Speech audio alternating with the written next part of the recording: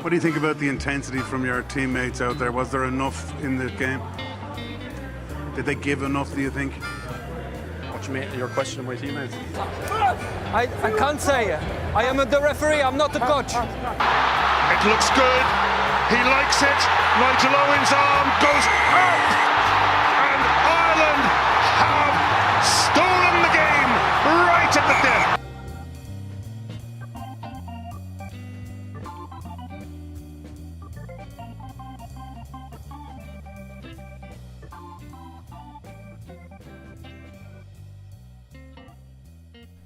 Hello and welcome to episode 12 of the Charge Down. Today's the Friday, and it's a big Big Friday. It's a big weekend coming up. Arguably the best weekend in the club calendar. Get the best 8 teams in Europe squaring off. So I think we'll just maybe before we kick into Europe, should we talk just a little bit about Munster and Leinster's matches from last week? Okay, I didn't really see it. No, you didn't see I it. didn't see the Munster match. I only saw highlights of the Leinster one. Well, I didn't even bother looking at Leinster match, so it didn't matter. it didn't matter, so you didn't watch it. Come on now. I just thought it was fairly lackluster from Leinster. Like, I checked the score and it looked great the first 10 minutes. and then just went downhill. Yeah, we scored like 8 points or 10 points in the first 10 minutes, and then I don't know. Like, we have such a strong team, I didn't think we had a strong team. I thought we had a weak team. strength and depth, man. Yeah, but a lot of those players were coming back, or people being played out of position. I just think Edinburgh did an absolute number on us. Yeah, well, it was their first choice team. Close to. And like, what's his face? The Scottish captain Barkley. Yeah. He was back. Yep. And he absolutely stormed it, which is fairly random. How regular is it that a player comes back from such a long injury and just gets man of the match? Like, he absolutely demolished. Like, Henshaw came back from his shoulder injury last year in the quarter final, and he had a pretty good game. Some players can, and it depends on the opposition. Like, he wasn't against the strongest opposition in Leinster, but I thought it was a good team. Like, we have strength and depth. It was like but like, against a good Edinburgh team who have something to play for now. They're still fighting for playoffs, and they need to get momentum going into the Munster match. Like, I thought we were going to lose. Do we not need momentum? We Like, do, but we didn't send out our first team. So we have no momentum. No. No. It may not be an issue, but we don't really have any momentum. Like, I hate to blame it all on one player, but like, there's 2 tries there where Joe Talani just looked like a fish out of water. Looked like he didn't particularly care. Like, Oh. and people were calling him out online apparently. I think that's But it just seems to me that he plays averagely at best, but then has these bad moments thrown in. So it's like, surely we should be playing like an Irish academy player or something in his place. Oh yeah, O'Brien has been, Conor O'Brien that is, has played very well this year. So why not just say, okay, the Tamani thing has failed. We've I put think money on I it. think it's still too early to say it's complete. Like, sorry, it hasn't worked so far in any manner of speaking. I think you need to wait maybe a month into next year's season to say, okay, this has worked. Yeah, give him Because time. he came late to the team. He couldn't train with them for a while because of visa issues, and then he got injured. He hasn't really performed. But like, My theory about him is this: because of his supposed superstar name, he got a bit of an ego. But he was going into setups like he was playing in Montpellier or something, wasn't he? Where he could half-ass it and get away with it. Where now he's come into a setup where I'd say like 90 to 95% of the players have a real thirst and a hunger to be in that starting 15, and there's competition between players, and anyone half-assing it will get shown up.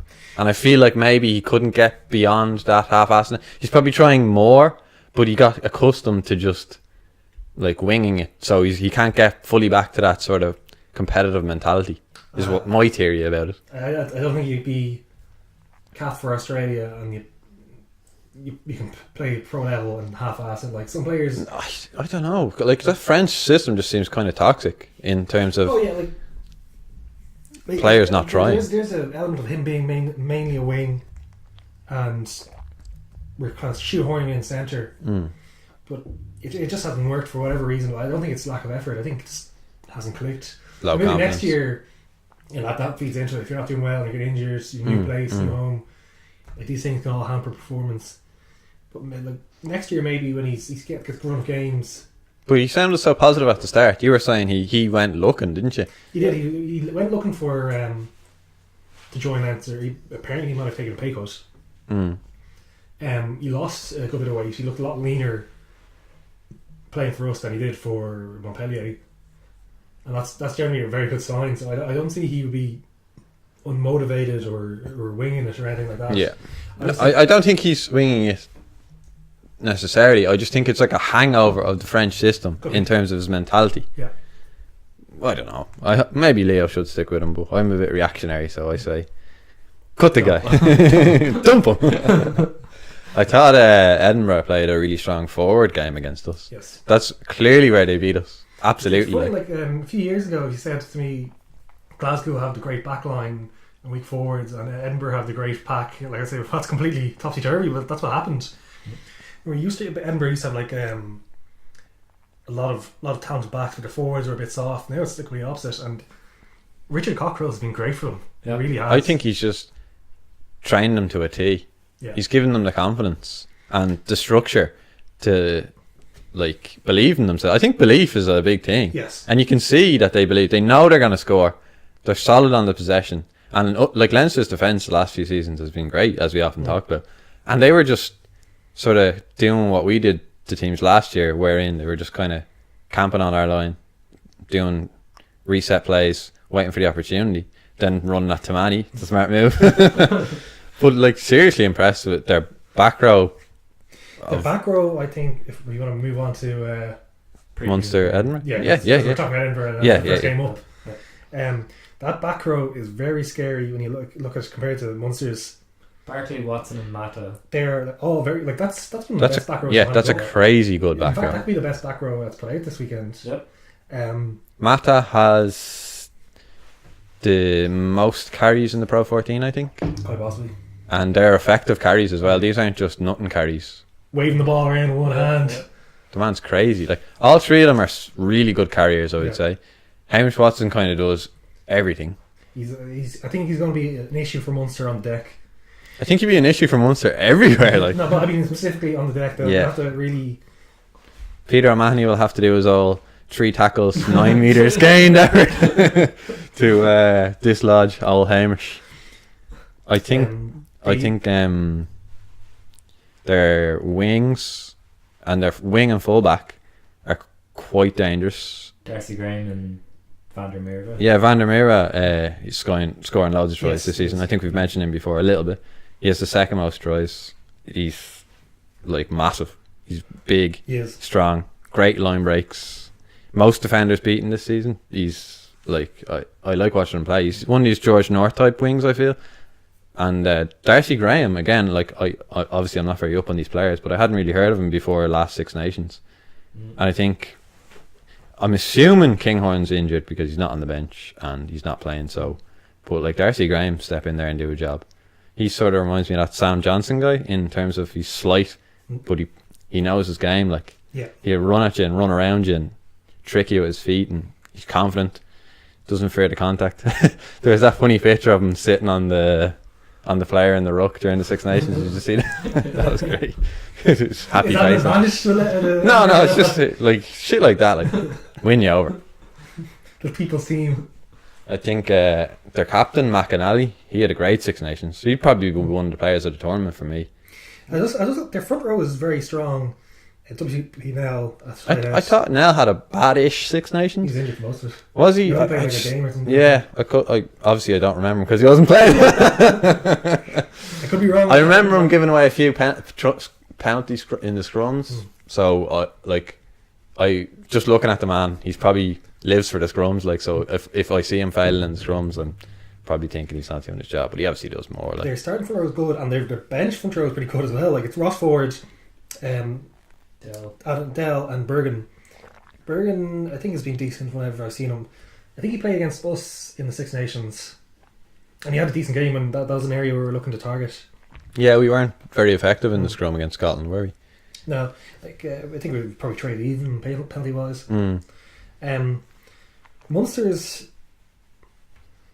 like team depends a lot of ifs, if you ask me. Like if Conor Murray can return to form. Like if Conor Murray plays like he did in the Six Nations, I don't think Munster win that game. Well, I don't see many outcomes in which Munster do win. To be honest, they kind of match Edinburgh on their day. Yeah, I'd say both teams playing on 100% on any given day, it's sort of a 50-50 call. But I just feel, given what's happened over the last few weeks with Ireland and stuff, Edinburgh seems strong, new coach, confident, doing better than they've done in a long time. Like the whole Murray thing. Yeah. Carberry's sort of a bit unproven. They have a bit of firepower in the backs now, Munster do.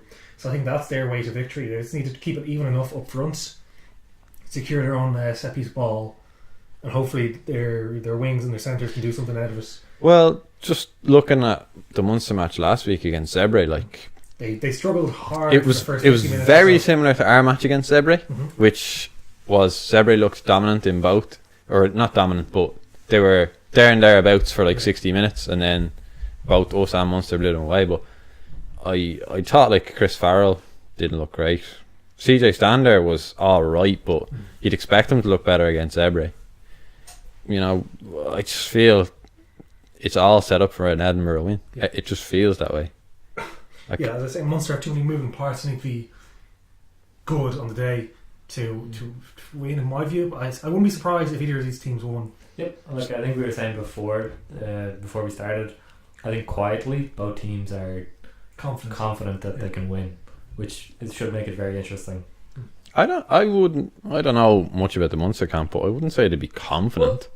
Maybe not confident, but I think I'd be a bit scared if I was a Munster fan. I think if you said before the tournament, Oh, absolutely. if would you take an away quarterfinal? Yes, go down all there? day. Yeah. But given how it's panned out, I wouldn't be too happy. Like, How much do you think the way the Six Nations finished for the Irish players versus how it finished for the Scottish players, like how do you think that impacts this? Because The thing is, Scotland, they lost to France. Yeah.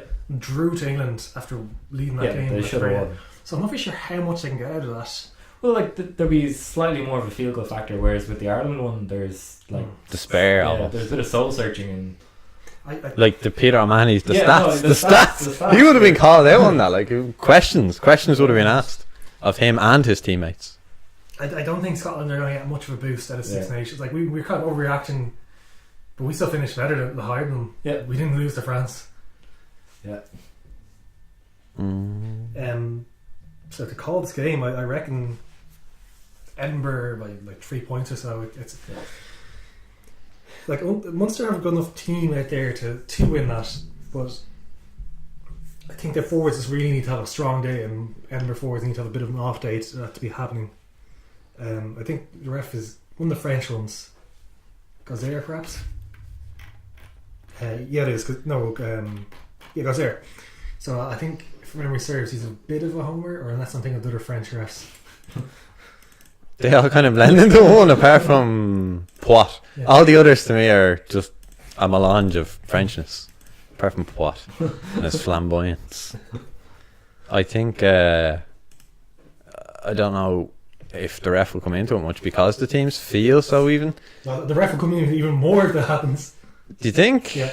Like Like, how if did you're getting hammered or you're hammering a team, the ref doesn't matter too much. But if it's a very tight game, the ref matters a lot. If it comes down to like 1 or 2 penalties, it's all down to interpretation then. And where those penalties are, especially. how did the French refs generally ref the breakdown? Like what's Free for all. Yeah, just laissez-faire, do whatever you want. that could favour Munster then? It's Because I feel like Peter O'Mahony's wily enough to take advantage of that. Tyg Byrne is good enough to take advantage of that. I get Hamish Watson will be thereabouts and Barkley as well. So I think that laissez-faire would favour Edinburgh a lot more. Munster aren't picking Clote on the bench or on the starting team.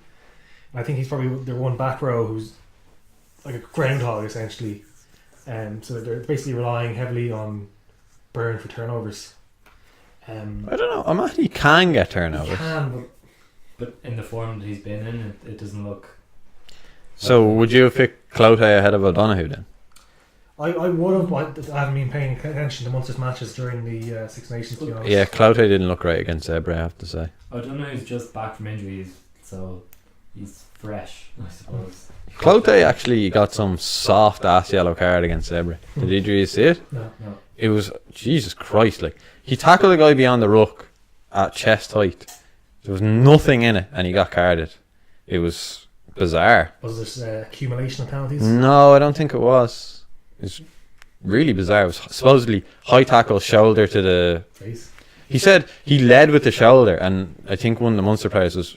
No, sorry, the commentator. I think it was. What's the guy we hate, Marcus Horan? He was saying, "We teach the kids to tackle with the shoulder." Like, what are you saying, leading with the shoulder? My terrible Munster accent. Generic Munster. Somewhere out southwest.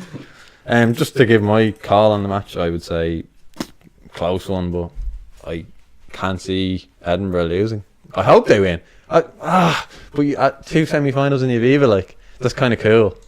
But I love how Edinburgh have just kind of risen out of nowhere. It won't be a Munster semi-final in Viva unless Saracens lose. Yeah. Oh, sorry, I thought if Munster won, it would be a home semi regardless. Okay, so I'm definitely up for Edinburgh then. I hope Edinburgh win, and I'd say probably win by about 5 points. Close to fair though. Yep. Rob? I'm going to go with, just to make it a bit different, I'm going to go with Munster. Just the Red Army gets going, and There will be a lot of Munster fans there. Yeah, Right? they get the classic. You know, they like this kind of underdog mentality where they're not heavy favourites. They are favourites though. Well, I don't know. Bookies have them as distinct favourites, which is unusual for me. That is weird. I feel like the bookies don't fully know rugby. You'll see though, like they rarely get it wrong massively. Yeah. Maybe it's just that I remember the times they got it wrong because they're right so often that when they're wrong it sticks out more or whatever. Alright, let's move on then to the second game of the day, which is Saracens versus Glasgow. Ooh. I don't have much to say about this. I see Itoje's back. Yep, at 6. I think Saracens are going to win this easily enough. Well, I see two things here. I see Glasgow have one way of playing it, and that's sort of The helter skelter. yes, madness. Like if you just look at their replacement backs there, like Pete Horn and Matt O'Alu, like I mean, come on, they're just gonna come on and start flinging that ball around, regardless of way. Like they could be 20 points in the lead or 20 points behind. You know what you're gonna get from those two, and it's gonna be flinging that ball, That's Stuart long Hogg. passes. Yep, Stuart Hogg is back. Yeah, I know. That was great. I was surprised by that as well. So I was just looking through the team there. I thought he was gone for the season. Yeah, I heard there would be worries about him making the World Cup. Yeah. Like, Now, obviously, I didn't follow up those. I don't feel so bad about O'Mahony's little skullduggery now. I'm glad he did, in fact. Do more! Yeah, Hogg. I look at the Glasgow team and I just see flashiness, but not much else. You know what I mean? Yeah. They have kind of one way of playing it, whereas I feel Sarries can play it any number of ways and play any number of ways well, Yeah. and still do a number on Glasgow. I think Glasgow will scare Saracens a bit, maybe, but I think Saracens will choke them out of that game and end up winning quite handily. If I had to make a prediction, I don't have much to say about that. I aside see from- Schalkberger, who's on the bench. He should be retiring soon. quite possibly. One of the pantomime villains of rugby. Why? I never really disliked Remember him. he gouged Lucas Fitzgerald during the Leinster in 2009? No. Is it because he looks like a white supremacist? Yeah. I do remember one Ireland. Put him in a Nazi uniform and it wouldn't look out of place, let's be honest.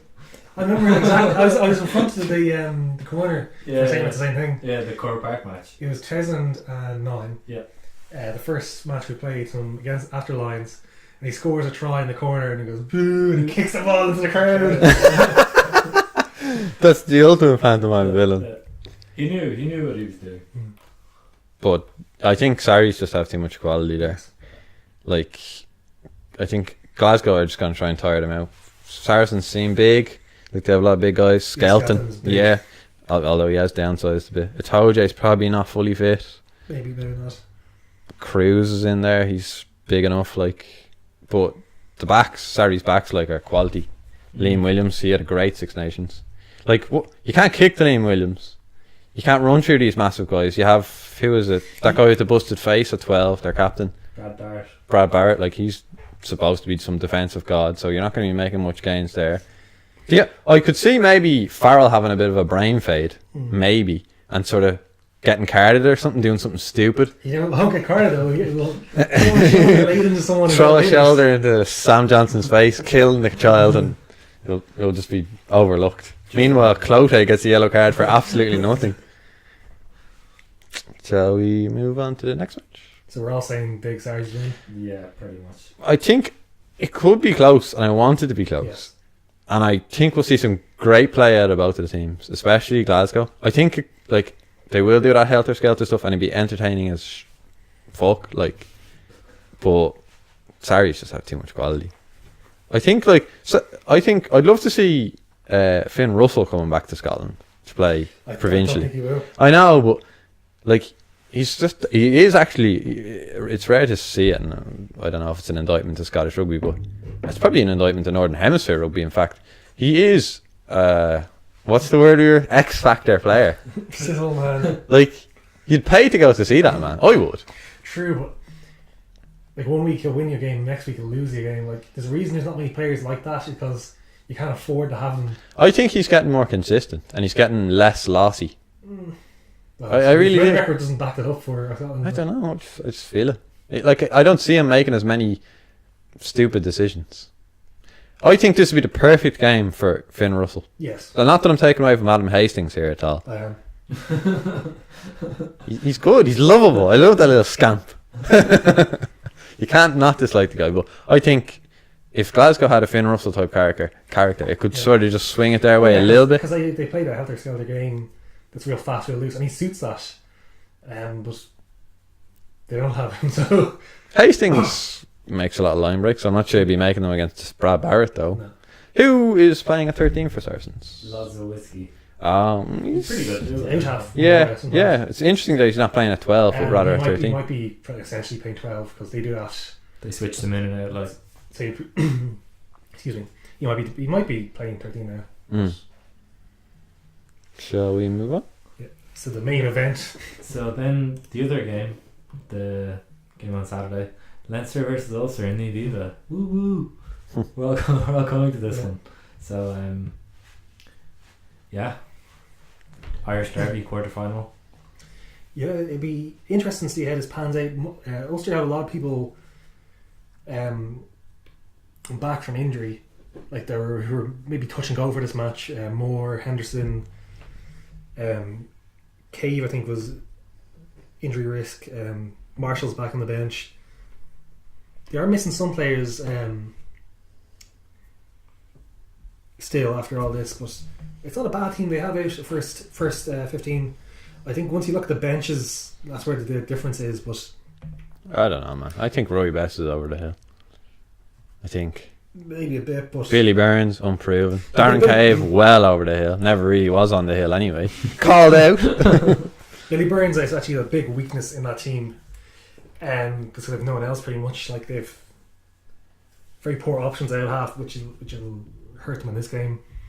The only place I feel they have parity, and it's barely parity, will be the back row. So the back rows, just so everyone has context, so it's Nick Timoney, Jordy Murphy, Marcel Coetzee versus Rhys Ruddock, Sean O'Brien, Jack Conan. So I can kind of see. I could see nearly parity there. Yeah. Like Timoney is athletic, ex-Sevens player.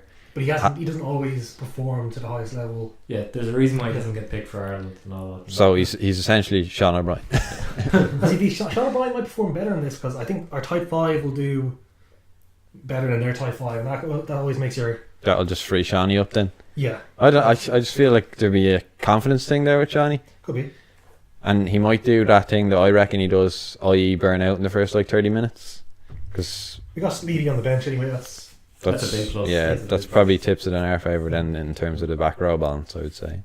Although Coetzee's been kicking up a storm. If he can not get injured, true. that would be great Big for back row from us. Ruddock. Yeah, Ruddock and Conan. Colin's not that big though, really, is he? Maybe not for an 8, but he is a big player. Hence his nickname, JCV. Jack Conan, big. I meant that ironically. It's stuck. Fergus McFadden beast. Yeah, he is a beast. Is Ferg in that team? He's not. Oh, Dave Carney is one of our wingers. Played well against Wasps, if I remember correctly. Yeah. To quote the guy from Reddit, Dave fucking Carney. Some angry man. 2019. Although Kerry Ringrose's inclusion is great. Just in case you didn't know that. The big talking point, I think, is Larmore over Carney. Carney, yeah. I wonder if this is just Carney's slightly injured, but we want someone on the bench just in case. Is Is this the passing of the torch? Like, it's possible? Maybe it's just kick up Carney's arse. Like, it could be many things. It's hard to tell. Why are we passing the torch to someone who should be playing on the wing? It makes no sense. Well, he needs more time at fullback, Yeah. and we don't have any fullbacks outside of Carney. Do you know what? Throw Tamani in a fullback. Get him in there. struggling for confidence. And he's defending against Stockdale. Come on. If we were a French team, that's what we Yeah.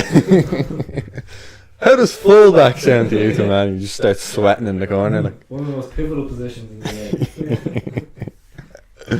I would have liked to seen Conor O'Brien on the bench, but I suppose if Carney's on the bench, that's your outside back. Carney on the bench, I think, is a strange call. Yeah, I've never really seen him as a bench kind of guy. I think he's there in case, In case there's a meltdown Yeah. at fullback and or an injury, more like. I suppose you could He's there because low. You can't play low. You could also jig around that back line to accommodate Carney. So, say O'Loughlin gets injured. O'Loughlin gets injured, you put in Reid, I reckon. shit, Reed's on the bench. He's covering it half. You don't sound so confident there, Rob. Ross Byrne goes down and Reed has to. I don't know, Reed's kind of alright. Like, he's won me back a bit. He's played well against the shit teams this year, but Reed is a prototypical Pro 14 level player. You said that about Josh Navidi. So in 4 years' time, Reed will be tearing it up in the Six Nations. And you'll be eating your words. He has qualities to him, but he also has a lot of weaknesses. Yeah. That's why he's only got one cap for Ireland or whatever it is. I like to see Sean Cronin's back. Sean Cool. Cronin and Rory Best squaring off. Yeah, I don't see Bet. Like, he is over the hill to me. And I hate saying it because he's been such a stalwart, like, but I don't think this performance will be too bad. Or I think Rory Best will put in a decent performance. I would hope so. I think he might be over a hill at international level. I think he still has. I just feel like, again, we were questioning sort of Schmidt's tactics and player selection and all. I feel like Rory Best should have maybe been wound down or been slowly wound out of the system from a few years back.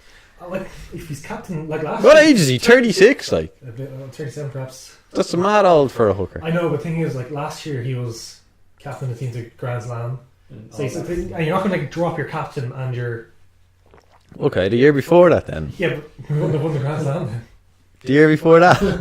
Yeah, Why wouldn't we have won the Grand Slam? It's a fucking 23-man game. I know, but he was starting hooker for every match, and he's our captain. Like, you can say, okay, yeah, you should win then, but that means you're going to lose games when you're playing Sean Cronin and he's missing darts, or Stanley, he's missing hooks. Like, no one ousted Best. It was up to a competition to do that, and they didn't. Yeah, you might be right. I think I'll just absolutely biased against every non-Leinster player. And I think it shines through very heavily in And this some Leinster podcast. players. Like who? Sean O'Brien, Well, Judge Manning, no. Maloney. Maloney's won me back a little bit. He's sort of consistent now. He doesn't knock the ball on anywhere near as much, I feel. I'd like to see him getting in Europe, like, next year. Maloney. I'm surprised he's not at the bench. Well, okay. We need to start winding Toner out soon, I feel. You could Turner play for another 5 years. Ah, no. We don't want another Rory Best situation on our hands here. I say, Toner's great and all, but okay, this is why we need to wind them down, because our line-out wasn't great in the Six Nations, and people were saying it's because Toner's not there. I don't like this situation where you have someone who's so pivotal that when they get taken out, some aspect of your game goes to absolute shit. I don't think that should be the case. Although maybe it is just the nature of the game, because isn't it the case that when Brodie Retallick is out of the New Zealand team, they look almost like a different team? So Yes. it's not like it's a special thing to us, I suppose. Even the best rugby nation in the world suffers from it a little bit. So, but yeah, I don't know, Toner. Like, do we want to be relying on him 5 years from now? I don't. Well, you won't be relying on him, but You use him if you have him. yeah, if you're still playing well, you play him. It's, I don't have an issue with old players playing if they're still performing. Like, it's up to the younger lads if they get given an opportunity to take it off them. And it has to a degree happen to Toner. Like, Ryan's obviously taking a spot, but now it's on to Henderson and Delan and Rue and stuff to put on Byrne as well. Byrne as well. But I think it's too likely in the international second row. I just feel like this is a problem that should be seen in advance and addressed sooner. Like it happened with O'Gara. I feel it's happening with Best now. The thing with O'Gara is we have a ready-made better substitution and we didn't use him. But why? Why wasn't he used? Because Kidney trusted O'Gara. And you can say there's echoes of that now. With Sexton. Yeah, but it was slightly different that we were playing the worst players instead of playing and especially the worst combination. We played O'Leary and Sexton when O'Leary was on the way out. We played him way longer than we should have. We dropped O'Leary and he played Murray when he was learning. And Murray wasn't as bad at the start as he was now, but he was still quite slow, which made Sexton look worse, and the team was worse. He'd always play O'Gara with Redden, which made O'Gara look better because Redden was giving quick service. So he played O'Gara the next game, then we lost that game, and then he switched again. I suppose it is probably too much to ask that coaches don't get that sort of loyalty for players. Like, I mean, they are humans after all. Yeah, like if you said okay, go back 6 years or something, and he said okay, in the 6 years Joe Smith's coach or whatever it was, you'll win 3 Six Nations, including 1 Grand Slam. But Sexton will be poor the last year or so. You say, I'll take that. I'll take that every day of the week. I'm just panicking because of the World Cup, man. Nah, it's too early to talk anything about the World Cup now. I think we'll have to wait till. There's a lot of rugby to play yet. We could be saying at the World Cups, remember when Wales won the Six Nations Grand Slam and they got kicked out of their group stage because they peaked too early? Or we could say, well, continuation, Wales did well and we did terribly. It's way too early to say. Part of me is actually just when you talk about Wales, they're actually their players are going to have a relatively easy end to the year. Yeah, probably not going to be in the knockouts of the Pro 14. They're not in the knockouts in the Europe, so they can kind of put their feet up to a certain extent. I think just on Wales, it's slightly worrying for them that Scrats are doing so poorly because that's their coaching staff for the next couple of years, and it's possible that they relied heavily on Byrne, Barkley, and Liam Williams and Jonathan Davies. And once every team's going to struggle when you lose those, but they're getting worse and worse and worse very quickly. I wonder. It's possible that on the players, that coaching decision was made, and then they're stuck with possibly a coach who's not up to the job. Is that set in stone that those Scarlets lads will be going into the Wales job? Yes. Well, they're contracted in for next. I'm sure they'll do alright. I have faith. Who was it? Wayne Pivac? That guy who scored the drop goal against us? What's his Stephen name? Jones. Yeah, him. I mean, they did well enough with Scarlets. Yeah, but now they're doing really bad. They were 38-0 down or something at one stage last weekend. Who are they playing against? Won the Cardiff. Jesus. Ended up 44-17 or something like that. That's kind of damning. Yeah. I don't And they did very poorly in Europe. Yeah. I guess the It's a coaches, very hard pool, of course, but they didn't do well. the coaches would have to be looked at. You can't just blame 4 players having left on those sort of performances. Shall we talk about Racing and Toulouse a little bit? I think Leinster win. It's hard to see how this match goes out, because the previous Leinster matches versus Ulster, we just tend to hammer them, and then they come back into it a bit. But I think it'll be close enough, and I think our bench will sway it. I think we'll be more comfortable for most of the match, but we won't be able to break away, and they'll get a few breakaway tries because Stockdale can score from anywhere on the pitch, and that's just a danger you can't really legislate against. But I think Leinster probably 7 points or so. I think if this match took place before Christmas with the exact same teams, we would have absolutely demolished them. But so much shit has happened since then.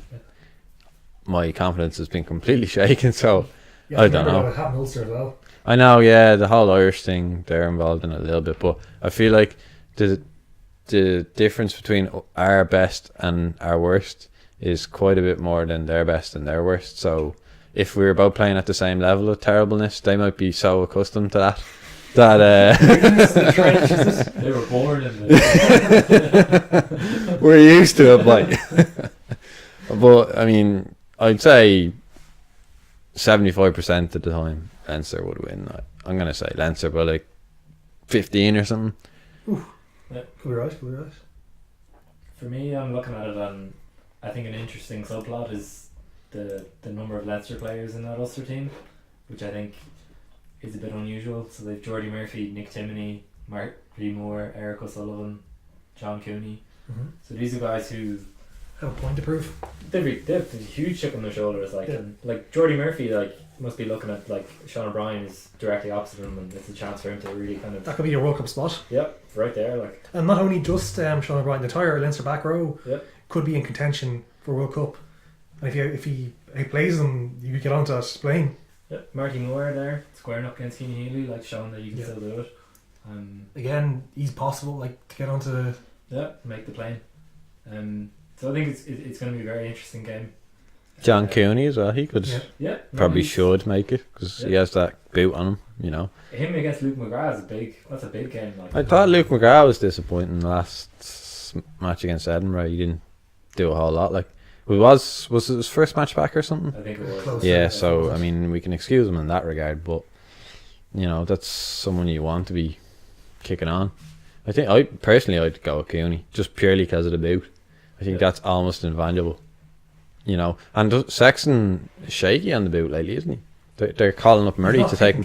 They're calling up Murray to take more and more kicks. More than anything else, but Okay, shouldn't be playing an injured player, but however. So I'm going to go with Leinster by about 10 points, I'd say. Mm. Alright, then we'll move on quickly to the Racing Toulouse game. no teams out for that as far as I can see. Nope, I've got them here. Oh, is there? Call them out, player by player, Rob, in a monotone voice. Simon Zebo, Teddy Thomas, Vermi Vakatawa, Henry Chavancy, Juan Emhoff, Finn Russell, Maxime Machino. So straight off the bat, that backline is pretty special. I like it. I like it apart from Zebo because who Vakatawa, he's the Fijian guy. French Fijian guy who's like X7s. He's really, really good. Big on the offloads. Oh yeah, crazy offloads. Carries the ball in one hand, that kind of thing. Yeah. Finn Russell running the show is also a bit crazy. Things could get crazy. Simon Zebo always loves a little bit of craziness. That backline has X Factor all over it. I love how we're just co-opting that phrase here. I've literally never said that before this podcast. I like. No, I say it every sizzle week. factor. Sizzle. In the second row, we got Donica Ryan and Nakawara. So that's Again, Nakarawa's a bit of a mad bastard. He'd be throwing that ball around. Yeah. And Donica Ryan has that Steeliness. steely gaze to calm everything down if it gets a little too crazy. yeah, that's a very interesting team. And then Toulouse, they've got Colby, Uge, Gouton, Entamac, Medard. Then at 10 they have Zach Holmes, who I'm not too familiar with. Then they have Antoine Dupont at 9.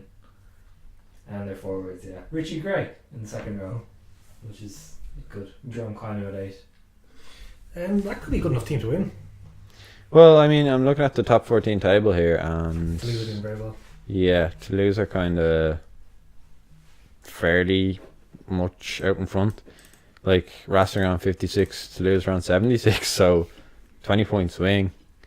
I mean, one has to question why that is. Maybe Racing are focusing more on Europe, because I feel like as clubs, Toulouse being the sort of the more, what's the word, traditional French club team, I feel would sort of be in that more top 14 mindset. Say Toulouse. Yeah, They're always going for Europe. That was their distinction factor from all the other French teams. They would try in Europe. I don't. That's why they've won so many European Cups. Yeah, no, well, I don't feel like they would try in Europe necessarily. Okay. I just look at Racing as this superstar club that want Europe more than the top 14 because it's sort of. Well, they've won the top 14 and they haven't won Europe, so that could be a part of it. But French teams always value top 14 above Europe. I'd like to go back and look at the selections for European weeks between the Toulouse team and the Racing 92 team over the past season, And I suspect it will be reflected in those selections that Racing 92 valued Europe more than Toulouse. I could be entirely wrong about that, but 20 point swing, like, I don't know, man. I think Toulouse, because they went bad, they got in their head that they need to stop focusing on Europe and start focusing on the top 14, and that's now reflected in their good European form, because they started going back to that sort of. That could be fair if you're saying over the years. But this season, Toulouse definitely tried. Like they sent out strong teams in all their European games I've seen. Maybe I'm just talking out my arse. Like That's what we're here to do. not novelty to this podcast. But yeah, Toulouse has generally been distinguished by their willingness to play in Europe, which is the reason they have so many European Cups. And the last couple of years they just got worse. Guy Noves was their coach and took them into a bit of a slide, and now they've kind of arrested that slide, and they nearly got relegated last year. They were flirting with it last year. Yeah. Now this season they started, the first 2 games weren't great, and then he's had a big streak of just winning. They've really gone back to their roots, so it's reflected in both Europe and. Did you say Entomac was playing at 12, Rob? Yep. It's interesting that they're not playing him at 10. Maybe that was more of a French thing, is it? It's a Yeah, national team views him as a 10, when he's played mostly at 12. 12. whereas club. So obviously you're playing at 10. Or fullback ones. Why not? Because I'm looking at this Zach Holmes guy. Don't even recognise him. It could be just like a solid. He's Australian utility back rugby union player. Brock James. Like, who? I don't know. Don't Toulouse have Dumaru? He seems solid at 12. I'll be injured. And- Maybe they rate this guy higher for this. Entomac didn't seem like out of depth around that international level fly half, so It's okay. He mixed the good with the bad, but he's a youngster. He's playing in and out of position, so that's probably something that if I was the coach of Toulouse, I would want to experiment going forward. I'd probably not want to experiment in the quarterfinals of the European Cup, but I think it'd be worth a shot. You know, I would hope in the top 14 they are trying that out. His dad was a fly half, wasn't he? Well, he's a. Was he an Australian utility back? Is Brock James still playing? Because a year or two ago, I saw him still. I think the last I remember he was playing for Bordeaux. He might have moved on to a new club since then. What? Who's the club that Kino plays He for? plays for He's Toulouse. playing 8. Who did he play for before Toulouse? La Rochelle? Like that's Victor Vito. You think? Yes, sorry, I am thinking of Victor Vito. Who's he playing for? He plays for La Rochelle, I think. Some part of me thinks that Brock James was playing with Vito at La Yeah, Rochelle. no, actually, you could be right. Yeah. Yeah, he plays for La Rochelle, Bordeaux, Big. No. Yes. I hate in Wikipedia the formatting is the teams are not in line with the years. Alright. So he played 10 years for Clermont, then 2 years for La Rochelle, and now he's playing for Bordeaux. So Zach Holmes, big boots to fill. Even though they never played the game. 37, still playing. I remember the not going for the drop goal and the commentator saying, "What moral cowardice!" Who said that? Tony Ward it was. What? He said moral cowardice. It was the game in 2010 against us in WRDS, and they missed like 28. They missed 28 points and they lost by a single point. Yeah, something like that. They missed more points than they scored, or the same, or something like that. It was pretty funny. Speaking of Irish commentators, do you guys find it hard to watch Irish commentators? Yes, most of them are bad. Real I bad. find Alan Quinlan really, really hard to listen Yeah. to. He's just he says power and pace every third sentence, so that drives me up the walls. He's incredibly biased. Like, I mean, Jesus Christ, man, have some decorum. But is it even possible to have an unbiased? You can. To be honest, most commentators are pretty bad. But I found it doesn't matter too much when you're neutral, I think. But if you're in a match and you listen to the Do you know what's funny? For someone who butchers names so regularly on here, it annoys the shit out of me when people get people's names wrong. Like, because they're paid to do it. I suppose, yeah. That's what annoys me. But like, I remember there was a football match and it was on RT2, and I think the commentator was George Hamilton. I could be wrong with that. And it was United were playing, and he was like saying Fellaini was Pogba when he had his afro. And it's just like, could there be a more distinct man to mess up his name? Like, Pogba's looks nothing like Fellaini. I mean, It's like the commentator at the RDS and the announcer. butchering all the French names. It's like he gets the team names in Scrabble form or something. He has to form a team out of them. And that's how he pronounces them. But Quinlan in particular, during that last Six Nations, I couldn't watch the Irish coverage on Quinlan Virgin. actually isn't the worst. I think Byrne is terrible. Shane Byrne. Yeah. I like him more than Quinlan, but again, he's not. Have you ever heard Luke Fitzgerald commentating? No, I haven't. It's pretty special. He's very hyper. He doesn't shut up. The thing is, a co-commentator, colour commentator, should never describe what is happening. Yeah. And he basically just normally your colour commentator, like the ex-player or whatever, you bring in for a bit of analysis or Anecdotes or player commentary. Stuff like that you try, but he just describes the match. Like he continues on the commentary. Like he talks without breaks for like 2 minutes straight. When have you guys heard him commentating? Last year was his first year, I think. I remember. But distinctly- what network? BT? It was on Air Sport. Remember the Italy-Ireland game in Chicago? I remember he was the commentator for that, and it was just painful to listen to. Like, Would you he even acknowledged it on Twitter afterwards. Yeah, like, he needs to slow down a bit. He needs to slow down and learn from. need to lay off the Charlie before the match? Gotta make a big impression here. Game face, Luke. Do you guys, would you prefer no commentary then, or No, a fair good commentary, but does it even exist? the thing is, like, if you go to like a video game on Twitch or something, they generally have better commentary, and these people are either amateurs or only done it a couple of years than these big international networks. You're like, how? Maybe it's better commentary because the bar is lower for that. True, but I was listening to OD Pixel on Dota 2. We're probably losing all our listeners right now, all two of them. But he was stuttering all the time, and I found it bothersome. But the action is so fast that like it's a miracle that they can even describe half of what's going on. But he was stumbling over himself a lot. I never really liked OD Pixel. this is my vendetta against Odie Pixel. Well, I thought Toby Wan was a good hype guy. You can get real rap god when he's commentating. He gets real quick. Odie. And it actually makes sense. Like, he describes action very, very quickly. Yeah, I suppose maybe he forces it a bit, but yeah, commentators. He's I don't not dishing out racial slurs. Quinlan just rubbed me up the wrong way. I was switching over to the BBC. I think the BBC's all right when that Welsh guy is not talking. Eddie Butler or Jonathan Davies. Jonathan Davies. It's on. Numbers. Oh man, that's all he says. Like he comes in with those two It'll phrases. be like a tree on tree, and the defense has a completely covered, and he's screaming number. It's like that's not. Is that colour commentary? Yes. I don't know what I don't know what I want from commentators. Like it would be a bit dry. I feel if it wasn't biased. True. Yeah, but like. You can't be completely objective and make it interesting, I think. Because then, like, where are you coming from with your criticisms and your praises? Decent in the studio, but I find Brian Disco very poor on the commentary. He gets overly biased in favour of the English teams because that's where his money is. That's fair. But he always seems really pained when he's describing someone like, "Oh, if he could just get the ball off the it's like it's physically hurting when he describe it. It's like he's after a match and he couldn't make the pass himself. I never noticed that. I'll have to look out for that. It's like, oh, Delali was great, even if he gets some of the players completely wrong, and his continuing insistence that he's played with Sean Crowley. Yeah. That's one of the funniest things ever. 2 years in a row, he said, "No, he's a very funny guy." That Sean Crowley played with him at Wasp. And I was like, "No, you've never."